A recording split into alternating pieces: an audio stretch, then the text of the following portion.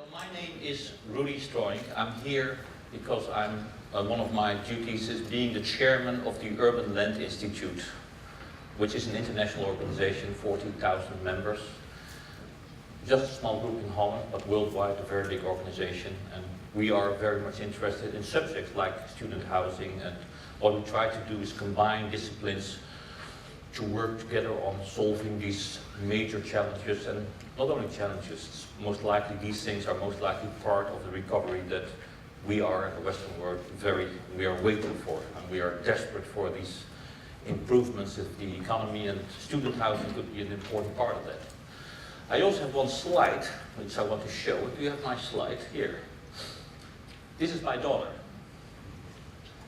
She just started to work. She comes from the safe environment of Wassenaar, and she moved to Amsterdam, scary city. She started study over here, and she will never leave Amsterdam again, she promised me. She just got her first job. She makes about 1,400 euros a month now. I'm sure she hates me for telling this all to you, but that's the way it is. And she just found herself a job in the city and a room. And the room cost her 600 euros. Just a small room. It's about 3 by 4 meters, but it's downtown. So she's very happy there. And I only want to introduce her to you because now you have a face. Somebody who is in dire need of a good solution for housing, but also a great example of what happens, that people are attracted to the city to do their education, to have a promising future ahead of them. They made the photo of her because, as we say in Dutch, ze komt maar net kijken. So this was the only photo allowed for her in the new company. So it's not full picture of her, but just looking above the table. And she is going to have I'm sure, a very great career over here. So that's a personal note. That's why I'm interested in student housing in Amsterdam. So we're going to have the first presentation. And that is, I'm going to ask 2 persons to come and join me. First, Carolien Gehrels.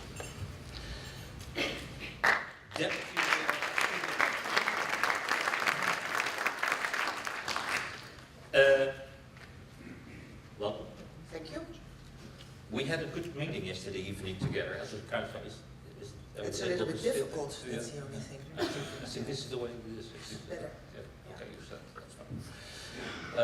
We had a great meeting yesterday evening. You were there. We met with a small group of people that are joining us today as well, and we discussed student housing. Yes. How, from your point of view, you see student housing a big political, economical, strategic issue? I think it is a big economical, political, strategic issue, but we didn't discover it yet in the full broadness of the topic. And my conclusion yesterday was that I think that this Congress, for me and for the City Hall, is on the right moment, because we invested a lot in the city the last decades. For example, cultural infrastructure, in the physical infrastructure. We had the economic crisis. In 2008, there was that collapse, and as long as you know that 1/3 of our economy is dependent, or was dependent in 2008, of the financial and business services industry, we really had to face the economic situation. And then we thought, after analysis, we have to invest more in knowledge and innovation, in research and development, and in cooperation with companies and universities. And then in 2010 we started the Economic Board, and we started some initiatives that are really into that field of research and development. And now, 5 years later, we are very happy, for example, that we attracted the Institute for Nanolithography. It's an initiative of ASML, a big company in the southern part of the Netherlands. We are, with the Free University, busy with developing a tracer center. We are busy with ESLON. The science part is doing well. And I think the most important thing was that we started a competition for a 3rd university that's called the Amsterdam Metropolitan Solutions Institute. And after 13 proposals, we selected a consortium of the Technical University of Delft, the Green University of Wageningen, and MIT from Boston. And I think that was really a breakthrough, also in the thinking of the people here in Amsterdam, that we can attract new universities from outside. And I think we can attract more students. We have to do that. Because the young talented people are very important for the future of our economy. Do you see a change in thinking about their role in the city? Yes, the change is not thinking in the financial business services industry, but thinking in knowledge, innovation, creativity, innovation, spirit of commerce. And young people are very, very, very important for that. Yesterday we heard that you're comparatively not having a big group of young people in the city. There are about 6-7% students in the city, right? No. No, we have a big group, 100,000 of 800,000, so that is 12-13%.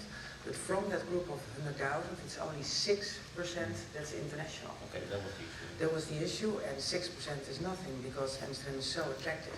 Tomorrow or today there will be a list in the financial journal that we are #2 in Europe attracting new businesses, startups. Amsterdam is very attractive for startups, young entrepreneurs. So I think it's very easy when you catch them 5, 6, 7 years earlier. And that was why I was very happy to meet with Frank. I think it was 4 or 5 months ago, and that he invited me to be here, because now we also put all the professionals in City Hall together, from the economic department, from the housing department, the development department. So we're ready for investors and ready for more international. And that 6% has to be 12%. Yes, and I think it's very, very, very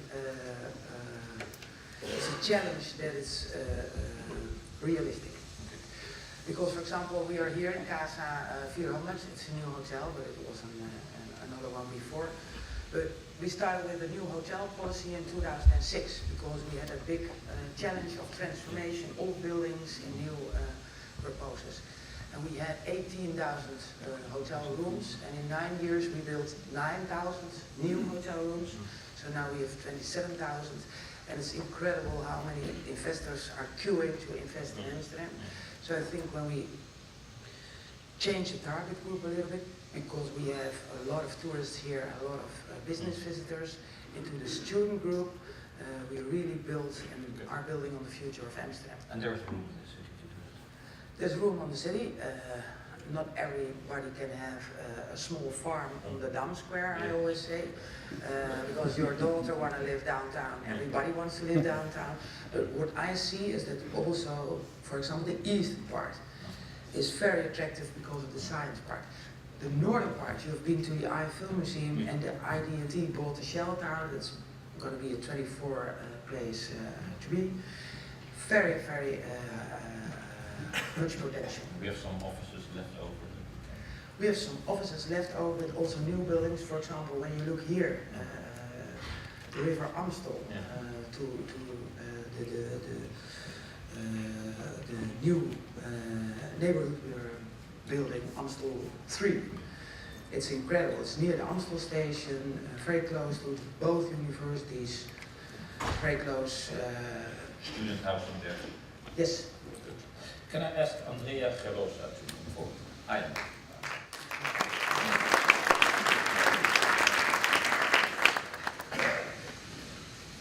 Andrea, why did Frank invite you today? I don't know, maybe you wanted an Italian to speak about the Renaissance. I guess. No, you have a relationship to this subject. Yeah, we do. At ThinkYoung, we mainly do research on young people all over Europe, and I'm also involved with some student housing project and co-working spaces and incubators. So I guess my expertise since almost 11 years, since I went to university, is working with and for young people. So that's why I decided to invite me. Yeah. And a situation we see 500 years after Renaissance, that period in which Europe was flourishing, is a bit different. I'm not a negative person, but I mean, numbers are quite shocking when you see 30% of youth unemployment, when you see 15 million Europeans who are called NEET. Now you also have definition for different kind of Europeans. The NEET are people who are not in education, employment or training, meaning people that are doing nothing, PlayStation all day long. And as long as most of you are investors and financial people, to give you a figure, this is 150 billion euro, which is 1.5% of the European GDP, is huge, and is a huge and dramatic situation. And but obviously, as I'm Italian and I'm an entrepreneur, I try not to see it the negative thing, but also look at the positive. And obviously, when you talk about student housing, when you talk about co-working spaces, startups, as you said before, you see definitely that the young ones who have a chance to move, so that are involved in mobility programs, are involved in student housing, where they can meet people from different backgrounds, they are the ones that easily find a job. If you look at some data, you see that 41% of people who did an Erasmus program, and I mean again Erasmus is from Rotterdam, and a famous guy from the Renaissance, 41% of the ones who did the Erasmus program are finding a job before finishing their studies, and only 13% they took more than 6 months to find a job. So it's really a huge range and a huge variety between the need, so the ones that are doing nothing because they're not involved in communities like student housing, they're not traveling, they're not moving, and the opposite side, the ones that are moving within Europe, sometimes outside Europe, and they have an easier and better life. So it's not about the hardware that you need to housing, but you also talk about communities. Very much. Learning together. Yes, very much what has been said by the gentleman before, that is trying to build communities. Yeah. This is something, I guess, it's within your mission. I mean, you're investors, you're financial people, but you're definitely helping to build something better. And again, if you look at the Renaissance, the best invention, and even now, innovation, it comes when you put together different people. You put a philosopher next to an engineer, and they come up with something different. I mean, and the best teams, and you know better than me, best teams are made by different people. So. If you would talk to the deputy mayor of Amsterdam, let's assume that. Yeah. What would you tell her? What is she doing wrong, and what could she do right? Can I be Dutch? Well, let's speak English, but maybe she doesn't understand it. Yeah. No, to be, I mean, what is done wrong in itself, Amsterdam, as it's been said before, let's look at the positive side first. As we said before, it attracts a lot of startups. And nowadays, if you want to create a startup in Europe, you go to London, or you go to Amsterdam, or you go to Berlin. Okay. You go to London because you have the money. I mean, the financial capital is there. You go to Berlin because it's the cheapest place to go. But you come to Amsterdam because you're kind of a mix of the two. You are in between the two, and actually you have this creative environment of people from different cultures, different fields of subjects. So this is very good. But and probably also the reason why we're doing this. That's the but. This is the but. That's here's the but coming. Yeah, I don't know how to say but in Dutch. Maar. And by the way, forbidden word, but go ahead for one time. Yeah. And no, I mean itself, you should, as I said before, 6% of international students is super low. I mean, Italy, and we're talking about a country that has the lowest number in terms of offer for student housing. So what's the first thing you should do? What's your first priority if you want to go from 6 to 8 or from 6 to 10% international? What's your first priority? Having subsidies to international students to come here to afford a place to stay. Okay. That's straight away, you know, it would go directly into student housing, and that's money. Subsidies? But money for the students who can pay the rent, that would be the very first thing. But it's true, again, if you can organize moment of interaction, I mean, like this very moment where you have people from all over the world, and if you do it in the city, that can also help as well to attract. Okay. So, subsidies is kind of a hard word nowadays. We have very few subsidies in this country left. Public funding is dried up. So what's the next priority? The next priority is zero cost policy. Yes. Like smart investing. Smart investing, but somehow, again, the idea of making sure that people understand that this is a city that welcomes students in a variety of ways. You know, and when it comes to having conferences, when it comes to job placement, when it comes to student housing, when it comes to all these kind of opportunities, I think that it doesn't cost. You know, it's something that you can easily do by putting together different people, by giving them the chance to talk, by giving them the chance to speak as as well. Inviting young people. Do you have an international example of where you say that's where they understood the whole thing? An example. Where is there a city that kind of does what you just described? Looking at Europe or looking at the world as well? I don't care. So anywhere in the world. But the paradox, but somehow it can be linked to Amsterdam. If you look at Macau, Macau is a city which is famous for gambling and prostitution. As simple as that. We're too very famous. Okay, we can check that. I didn't pick Macau. That's why I asked if I could go international. And what they're doing, they're incredibly shifting the focus of the city on culture, cinema, university. They're building the biggest Asian university now there. Okay. And they're shifting completely the image of the city. It will take us some years, obviously, because we don't want to kill the gambling industry. But that's somewhere where they're really doing it, and again, in a way, not just investing money, which is always what you could do as the first and intuitive thing, but also try to make sure that people understand why it's cool to live in Macau. I mean, I can find you a million reasons why it's cool to live in Amsterdam. You probably don't know. Well, I think it's very valuable what you're saying, and I think for students we have to go from red tape to red carpet. And we did the same. Okay. We did the same with expats. Yeah.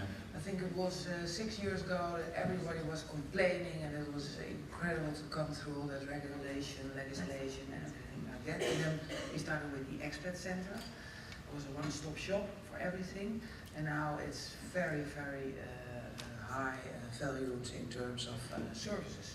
So maybe we can start with a kind of student one-stop shop thing together with universities, housing. We talked about investments in specific students, and I know national policy is to do that for students in technique, more the beta and science students.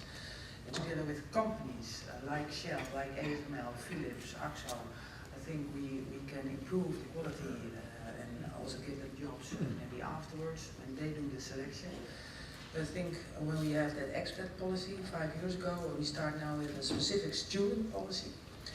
Together with the universities, we can improve very, very quickly because Amsterdam has still a very good reputation for young people. But there's also some branding needed, I guess, what you're saying. Some more deliberate communication. But first, the primary process has to be, okay, for example, we have to have our courses in English, not in Dutch. So that is what we have to talk with the two universities and applied science university. And then we talk about reputation, city marketing. Yesterday our chief marketing officer was there as well. I think the Amsterdam brand is very strong, at least for companies and for business visitors. And it's not difficult to put it more in the student's way. Going back to the red tape. Yes. What is, we had a meeting yesterday that was also mentioned. Yeah. For foreign investors, and we have to have it from foreign investors right now, as you know, given the situation of our financial institutes. What can you do in red tape? Because you are tied to governmental, countrywide regulations. Not only Okay. for a part, but also another part is a responsibility of the City of Amsterdam. And when we connect the right people, economic development, housing development, city development, I think we can make a big step forward. And then we go together to the national parliament and we ask them to change. Yes. Well, one idea is Bob told me this morning, Bob van der Zanden said to me, maybe you can make it even into a separate category. One thing they're very sensitive of in The Hague is making it a separate category, an experiment. Can you act differently towards student housing and accommodation as a group, somewhere between hotel and housing in, so that you get rid of all these terrible regulations, point systems and all that stuff. We have to start anywhere. When we started with the expat center, we did that together with the IND, and that was a very tough department, so all the national departments are very tough. But when you have the same targets and you start to cooperate, I think you can improve very quickly. Universities, looking from outside, what do you think the general idea is about education in Amsterdam? Level of education, level of universities. What do you know about that?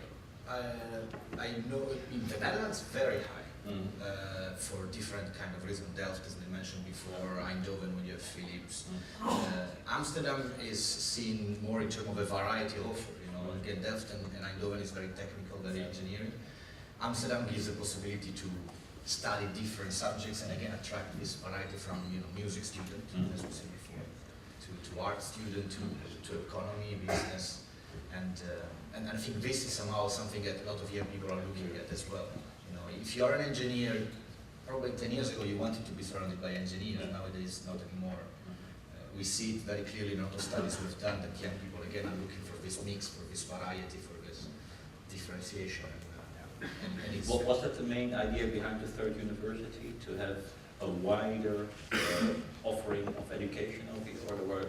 Because one of the ideas, and you didn't mention it, but I'm going to help you here, is that integrating city and education was an important part of your idea to attract them. That it more applied education instead of separate domains, integrating them, city and university. You're totally right. The idea was metropolitan challenges need metropolitan solutions, and then you have to break down all the silos that are there in traditional universities. You have to work on specific city challenges, for example, in waste or in energy or in food or in health. And I think that's inspiring for young people, but for companies as well. That's an important part of the message of the Amsterdam Economic Board, where for the first time a lot of these activities are combined, and that companies, universities, government work together in attracting. Exactly, because when you cooperate, when you work together, we as a city have a lot of city challenges, for example, in lighting. I was amazed when I started at City Hall in 2006. I think every year we spend 20 million euros in city lighting. And it's very old-fashioned, it's there for hundreds of years. So now we start to cooperate with Philips, Cisco and Alliander in pilot for smart lighting. That there's only light when there's a human being or a dog. And then you save a lot of money in CO2. In that order. In that order, yes. Any other recommendations? I would say what she said before, try to have this flow and this link between and transition between coming here as a student and staying here, also to create a startups and to maybe incubators and look at these kind of things as well. And I was in the student hotel this morning, and you can clearly see that some of them are meeting there, not just sleeping there, but they are working there. And if they ever create a company, that's the first place where they do it. It's not because they look for space, they look for internet, and that's where they have it. So if that can be done, if young people can see this flow between going there to study, staying there to create my own company, which can create jobs, or find a job, which you said before, link with companies, etc. I think that's a win-win situation. This is your chance to participate in this discussion. Are there any important questions on your mind right now? This is one of the few chances you have to speak to persons like this. Come on, there were some Linton yesterday that had some ideas about improving the red tape in this country, in this city. Is there anybody? Now is your chance. Come on. Right? That was you, indeed. Andrea? There was talk about subsidies and helping people. You don't need subsidies, you just need a commercial environment where people are prepared to invest in this city and get a reasonable return. Subsidies are not necessary. There's a massive demand for students to visit this city and study here. All you need to do is create a commercial environment where people can invest. What is a commercial environment for you? And where is it lacking right now? It's where investors can put money into a student housing project or any project and get a reasonable return without political interference and point systems and other systems which prevent predictability of that return. What's so scary about the point systems for you? If you've got an asset where you're looking to get a return and you borrow money from a bank on that asset, then you need to dictate what the return on that asset is. If inflation goes one way or the other way, or the economy goes one way or another way, or demand goes another way. You need to be able to react to that. And if there is political interference and systems that prevent you from that, then first of all, the banks won't lend you money. Okay. And secondly, it's not attractive.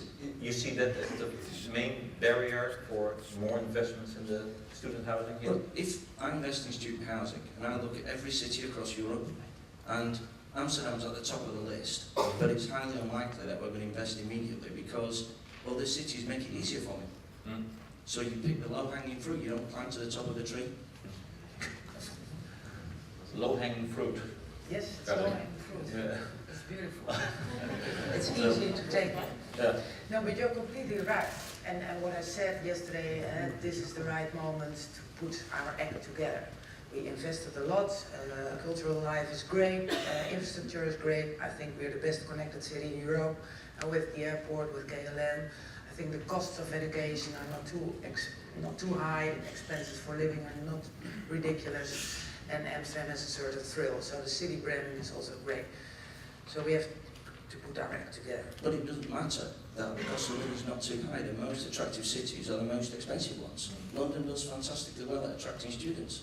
And okay, you know, you don't just want the top 1%, you don't want rushing oligarchs everywhere, but if you make a commercial environment, people will invest. Yeah. And once you get the top 1%, then you'll get the second 9%. Yeah. And that's what happens. Bob, can I bother you? You had a meeting this morning, a breakfast meeting with investors. I'm sure this matter was also raised. This came up, yes. Yes. As one of the How did I problems. guess? Yeah. Well, I explained that it is possible within the regulations to... By the way, Bob van der Zande is... From the City of Amsterdam. Yeah. It is possible within the regulations to make a good business case. It is still possible. Maybe not with the return what we're thinking about, but there What is the return you're thinking about? Just to make sure that we understand each other. Now, if for example, if it depends upon... It's hard. It's hard because every specific city and every location has a different attractiveness. So you would expect to get a lower return in Amsterdam than you would in a less prominent city. So 6%? yeah, initial 6% is a good place to start. Initial 6%. Bob, I can think you it's deliver that? possible. I think it's possible within the regulations, Okay. Even with a point system? even with the point system. Yes. And can you describe a project like that? Well, we have a recent project with this, which is for 15 years, with a return of 7%, so it is possible. It is in the Bijlmermeer, best location. I'm sure it's absolutely right. A true predictable net yield, which has got some chance of growth throughout its lifetime, is very difficult. We've not found one yet, so maybe we can talk later and Talk to it. get a cup of tea. He's here. That's in the back there. There's somebody. Oh, over there. Yeah. Hello. Just following on from what Bob was saying, it was an interesting point. I think one of the things that we find as an international company coming to Holland to build student housing is the potential to make some... Who are you, by the way? Sorry, Charlie McGregor from the Student Hotel. So one of the things that we find with the point system, apart from it's very difficult to explain to, or for me as an outsider to understand and then to explain to our foreign investors, is that there's no potential for when the times are really good. So if you go to other cities and you build a good product and you keep investing in a product, because of that quality of product, then your demand goes up, and therefore you can charge more money. The demand is there, so your rents go up. So your question is? The question is, how do we, we can look at the point system and we can add extra points on, but unless we liberalize the system, it's not going to be attractive to a huge amount of investors who want to take advantage of that upside. So, if that upside comes, So the question? yeah, the question is it Don't possible? you agree with me? I guess That's the the best question question you to can Carolien, have. is it possible for Amsterdam to be able to completely change this system, or is it something that is just going to be done in a piecemeal fashion? Asking the question is answering it, but you can do it too. We need the national government. But it was exactly the same with the expat center 10 years ago. We needed the IND, so when we make a good offer for the national government, I'm sure we can talk, and then it's not changed in 1 month or 2. But when we cooperate maybe with other student cities, we mentioned Delft, Wageningen, Eindhoven, and we go with the 10 to The Hague, then they will start to move, I'm sure. You're going to organize the posse against the Hague. That's what the idea is. We're going to help them. Okay. Is there anybody? Oh, yeah.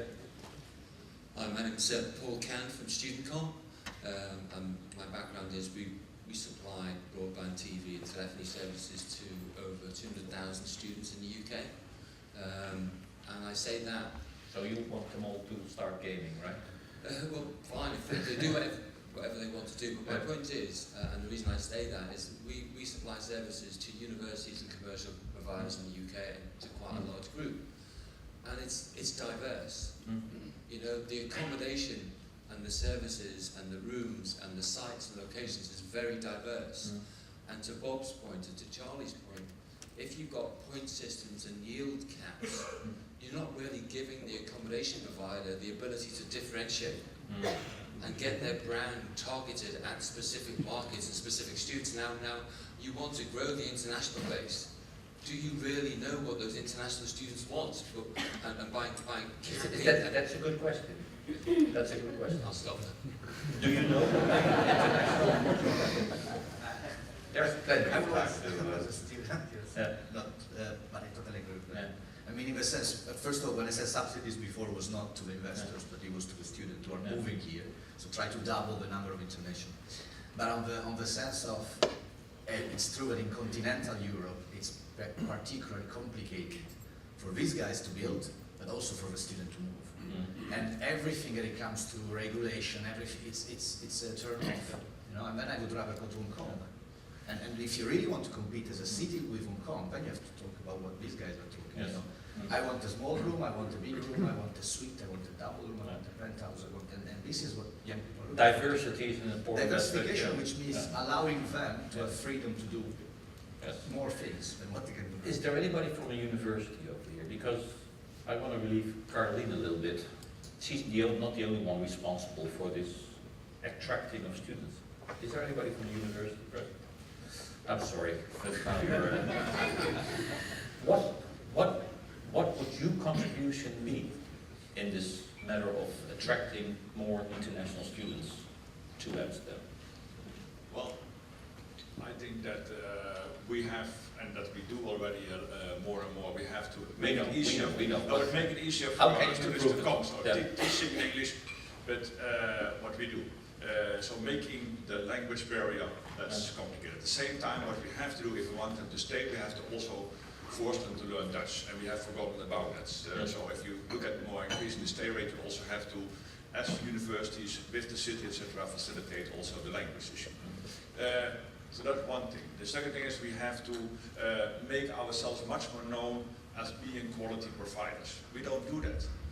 We are in the top rankings, but for some reason still in Asia and Latin America we're not seen as a natural alternative for the UK and for Ireland, etc. So we have to... Why is that? Why is that? Because they think that we teach in Dutch, and we are a small country and we don't have that kind of exposure yet that we do. So we have to promote very much more our quality of higher education abroad.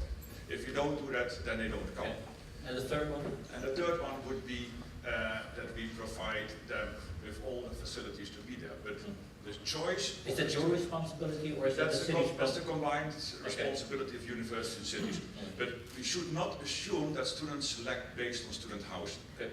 Students don't go to the Netherlands because we provide them with good housing. Housing, as all the studies show, is only something at the last minute when they have to decide. It's the environment. It's much more the environment, the culture, the spirit that a city exposes and the university's exposure. Can you add something to his list of 3? No, but I can say that having a difficult and not pleasant student housing is a big turn off. So it's true, it's not the first on the list, but if then it's not easy to go there and I don't find what I'm looking for, I don't come. So, But that's only on the second. So you have to start with first making them deciding that they are looking at the option to come to Amsterdam, And then if you have made them that attractive, then of course you have to also facilitate all those kind of things like student housing. But the first is the environment, the spirit. There's another gentleman over there. Yes, hello, I'm from the Hague University of Applied Sciences. Mhm. And what we see, we have about 10% of foreign students, and they don't look to the Netherlands, but they are coming for the brand of The Hague. And we offer 9 fully English bachelor educations. What is the brand? And that's the brand of The Hague is the city of peace and justice and safe and security. Milosevic has done a lot for you. Yeah, because the brand The Hague is three times a week on CNN. Yeah. And that's the trigger for students to come to The Hague. Yeah. Sorry. And we offer clean and safe student housing. Do you connect that brand to your program? Yes. And how do you do that? With targeting our educations on law and safety and security. What kind of brand would you attach to universities? How we attach the Amsterdam brand to universities? Is that the applied part? Maybe the applied, I think the brand of Amsterdam is very strong. Right. And I think The Hague did a very good job because they really focused on one topic, and it's very powerful in these days when all the students are acting globally. The Amsterdam brand is strong, but what you said, I think we have to talk about that, and also in the economic board. When you are known as one of the best universities, the students will consider to come to Amsterdam, and then they indeed see that we have a very attractive city. I want to give an example. Yeah. For example, our Royal Concertgebouw Orchestra is the best in the world. We have people there playing, 125, they're from 37 countries, and they all speak Dutch, for example. And why is that? Because it's the best orchestra in the world. So they will never leave again. They are here to stay. So when you're a top university or top orchestra, people are able and willing to adapt. So I think we have to talk about quality, we have to talk about the language, we have to talk about brand, we have to talk about the facilities, because I really agree with you on that. And then I think in a couple of years we can improve. One last remark from you? And I wish I was a student again so I could come back in 2 years and see if it has been done or not.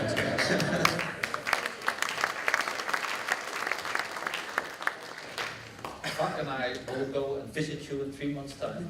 That's great. And then we'll But let's go to the list. But I invite more people, I invite you, Yeah. and I invite Bob, Yeah. and I invite Carolien from the Economic Development Board, because I really think that is the first thing we have to put all the professionals together. Yeah. And it's not just a responsibility of the city of Amsterdam, it's a joint responsibility. Yeah, and then we can go to the market, and I think different target groups, different requirements. We have a lot of potential investors here, so. And then in 2-3 months we can make a program, and then before the elections it's all done. Now we have a good story to tell at that time. And we have a good story. Yeah. Andrea, Carolien, thank you very much for your contribution. And I have a big